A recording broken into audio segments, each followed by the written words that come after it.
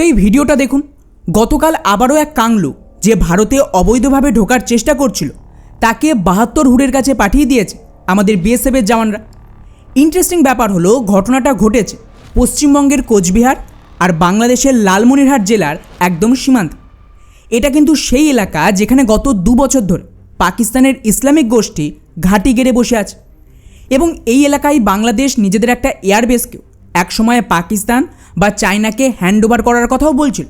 কিন্তু এখন পুরো খেলা ঘুরে গিয়েছে গত কয়েকদিন, কারণ গতকাল আরও একটা মারাত্মক খবর এসেছে যা শুনলেই আপনারা বুঝতে পারবেন যে বাংলাদেশ তাদের পুরনো আব্বু মানে পাকিস্তানের সাথে মিলে কতটা ভয়ঙ্কর পরিকল্পনা তৈরি করে ফেলেছিল ভারতকে এক প্রকার ধ্বংস করতে। কিন্তু পশ্চিমবঙ্গে সরকার বদলের পর এই পুরো প্ল্যানটাই ভেস্তে গেছে। আর বন্ধুরা, এটাই মূল কারণ যে বাংলাদেশের ভেতরে উগ্র মৌলবাদী শক্তি এতটা ক্ষেপে রয়েছে, প্রদর্শন করছে, কারণ ওদের যে এত বছরের একটা প্ল্যান ছিল সেটা যে এইভাবে উল্টে যাবে তা তো কেউ ভাবেনি। কীরকম? ওয়েল, এই রিপোর্টটা দেখুন, যেখানে দাবি করা হয়েছে যে পাকিস্তান বাংলাদেশ থেকে ভারতে অবৈধ অনুপ্রবেশকে একটা হাতিয়ার হিসেবে ব্যবহার করছিল ভারতের বিরুদ্ধে, যেখানে ওদের পুরো টুলকিটও তৈরি হয়েছিল ভারতের ভেতর আর ইন্টারন্যাশনালি, যারা একসাথে মিলে ভারতকে শেষ করার বন্দোবস্ত করে ফেলেছিল। যারাও তাই একদিকে ওরা পশ্চিমবঙ্গের পূর্ব সরকারকে ইনডাইরেক্টলি ভোট ব্যাংকের সাপোর্ট দিয়ে বাংলাদেশি জিহাদিদের এবং তার সাথেই পাকিস্তানের আইএসআইয়ের সদস্য বা আতঙ্কবাদীদের ভারতে ঢুকিয়ে দিত। আর যদি ভারত সরকার এর বিরুদ্ধে কোনো অ্যাকশন নিত তাহলে ভারতের ভেতরে থাকা টুলকিট অ্যাক্টিভ হয়ে বাংলাদেশি মুসলিমদের বাঁচিয়ে নিত। আর এটাকে তো সাপোর্ট দেওয়ার জন্য আলাদা করে ইন্টারন্যাশনাল অর্গানাইজেশনও কাজ করে। আপনাদের একটা উদাহরণ দিয়ে বোঝায় তাহলে হয়তো বিষয়টা একটু পরিষ্কার হবে। হিউম্যান রাইটস ওয়াচডগ নামের একটা আন্তর্জাতিক সংগঠন রয়েছে যাদেরকে আমেরিকা থেকে শুরু করে ইউরোপ, মুসলিম দেশগুলোর ব্যাপক সাপোর্ট রয়েছে। এদের দাবি হলো যে আমরা নিরপেক্ষভাবে মানবাধিকারের জন্য লড়াই করি গোটা বিশ্বে, কিন্তু এদের মানবাধিকার কেবলমাত্র জিহাদিদের প্রতি রয়েছে। এরা কোনোদিন পাকিস্তানের হিন্দু বা বাংলাদেশের হিন্দুদের ওপর যে আক্রমণ হয়, রেপ হয়, তার বিরুদ্ধে সরব হয় না। হ্যাঁ, নামমাত্র কয়েকবার একটা আর্টিকেল পাবলিশ করেছিল, ব্যাস ওইটুকুই। কিন্তু যেহেতু এদের গ্লোবালি একটা রিচ আছে আর এদের কথা গোটা বিশ্ব শোনে, তো এরাও কিন্তু ভারতের বিরুদ্ধে চাপ তৈরিতে ব্যাপকভাবে কাজ করত যাতে ভারত এই বাংলাদেশি মুসলিমদের ঠেকাতে না পারে। উদাহরণ হিসেবে এই আর্টিকেলটা দেখুন। গত বছর যখন কয়েকশো বাংলাদেশি মুসলিমদের ভারত জোর করে বাংলাদেশে ছুঁড়ে ফেলে, এরা সেই সময় একটা ন্যারেটিভ তৈরি শুরু করে যে ভারত অ্যাকচুয়ালি নিজেদের দেশের মুসলিমদের জোর করে অত্যাচার করে বাংলাদেশে তাড়িয়ে দিচ্ছে অবৈধভাবে। এখন স্বাভাবিকভাবেই এটাকে নিয়ে ইউনাইটেড নেশনস, মুসলিম দেশগুলো আর ইউরোপেও আলোচনা হবে, তাদের মাধ্যমেও চাপ তৈরি হবে যাতে ভারত সরকার বাধ্য হয় বাংলাদেশিদের দেশের ভেতর রাখতে।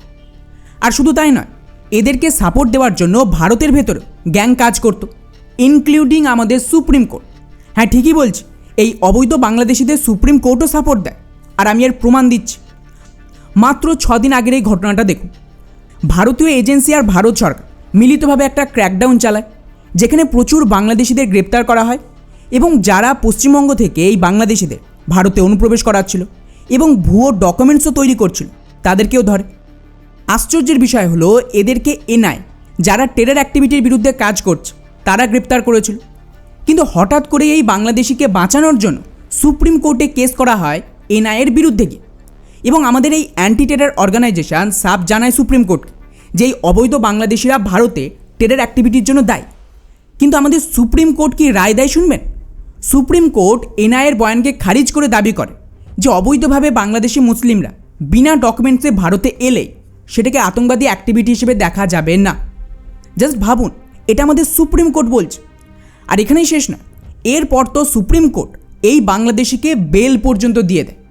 এখন আপনারাই বলুন, সরকার পারমিশন দিচ্ছে, আমাদের সরকারি সংস্থা এত মেহনত করে এদেরকে ধরছে, কিন্তু হঠাৎ করেই কিছু লোক এর বিরুদ্ধে সুপ্রিম কোর্টে যাচ্ছে আর কোর্ট ওদের কথাতে শিলমোহর লাগাচ্ছে। এভাবে তো বাংলাদেশিদের ওপর কোনো অ্যাকশন নেওয়াই যাবে না। অর্থাৎ এবারে বুঝতে পারলেন তো যে কিভাবে দেশের ভেতরে আর বাইরে একটা টুলকিট কাজ করছে একসাথে। আর এটা ভারত সরকার বহু বছর আগেই বুঝে গেছিল যে আমরা দেশের ভেতরে থাকা টুলকিট বা সুপ্রিম কোর্টের বিরুদ্ধে কিচ্ছু করতে পারবো না। তাই বাংলাদেশিদের খেদানোর কাজ কেন্দ্র সরকার নয়, বরং রাজ্য সরকারের মাধ্যমে করতে হবে। আর এটাই এখন চলছে।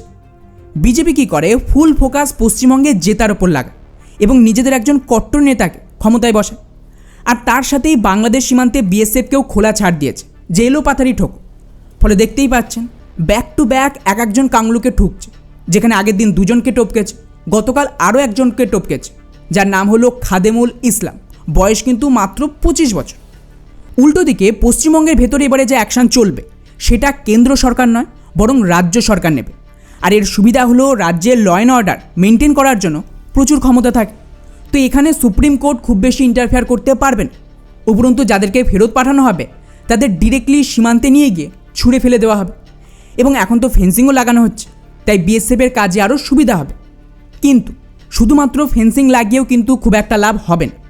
কারণ আপনাদের একটা ভিডিও দেখে, এটা দেখুন যে কীভাবে এই ফেন্সিংয়ের নিচে গর্ত খুঁড়ে এরা ভারতে অনুপ্রবেশ করছে। কারণ এদের মনে কোনো ভয় নেই। এত বছর পশ্চিমবঙ্গের পুলিশ, সরকার, নেতারা এদেরকে জামাই আদর দিয়েছে। তাই এখন শুধুমাত্র ফেন্সিং লাগিয়ে নয়, বরং তার সাথেই বিএসএফ এদেরকে দেখলে ঠুকছে। এতে কিন্তু ওরা সীমান্ত পেরোনোর আগে দুবার ভাববে। এবং এখন ডেইলি এই সমস্ত অ্যাকশান চলবে। অর্থাৎ সহজ ভাষায় এখন ফুল প্রুফ প্ল্যান অনুযায়ী কাজ চলছে। শুধু দেখতে থাকুন দেশের ভেতরের গদ্দাররা কীভাবে জ্বলবে আর কাংলুদের এই চিৎকার।